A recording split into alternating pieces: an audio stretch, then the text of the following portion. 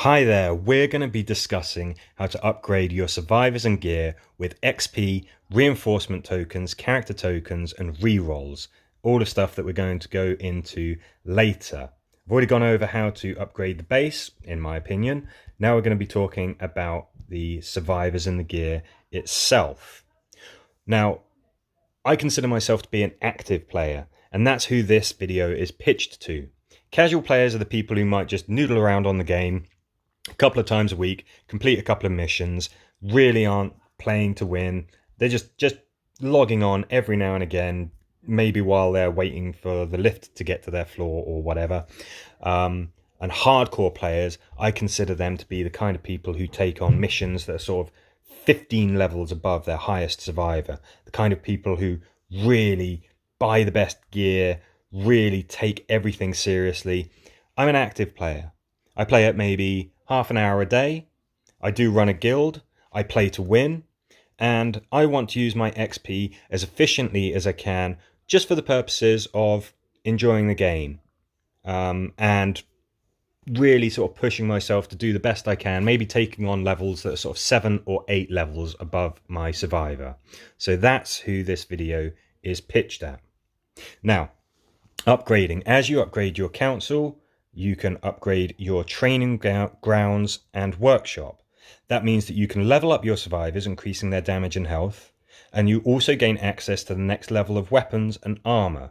You can upgrade them to unlock traits and increase their damage and protection respectively. Why do you need a plan for upgrading? Well, early on, you gain a relatively quick amount of XP and supplies. You can level up very quickly. When you get to about level 18, you start to notice a progress wall.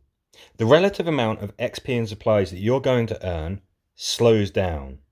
So you can't upgrade your gear and survivors as quickly. By the time you get to about level 20, 21, it's taking days to reach enough XP to be able to upgrade your survivors in gear. So you really need to think about what you're doing. You need to plan who you want to take to the next levels and what you want them to be equipped with, because if you try and upgrade everything, the game will become excruciatingly slow. You don't need to do that anyway. You want to pick a team of selected survivors who you're going to take and the gear that you want to take with you. Because again, if you try and do everything, my gosh, you're really going to be stuck on the same level forever.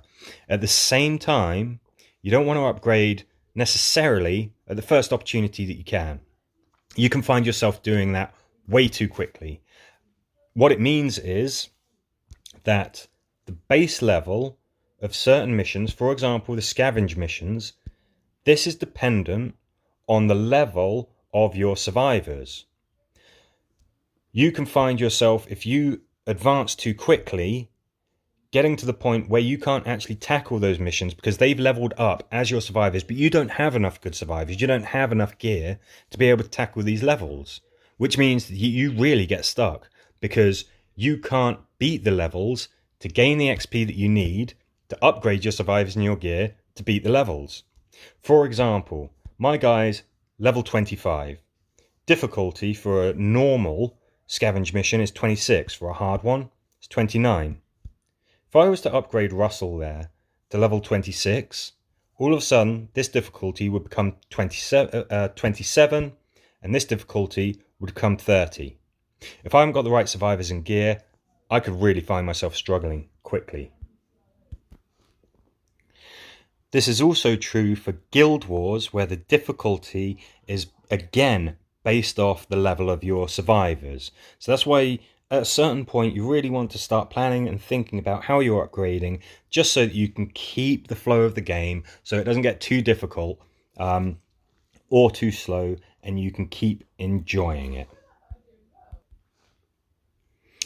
So as we go on, we're going to talk about the most efficient ways to upgrade your survivors, weapons and armor, what kind of considerations you want to take when you are thinking about who and what you're going to take as you level up, and just all of the basics, some things that aren't readily apparent but can be very important.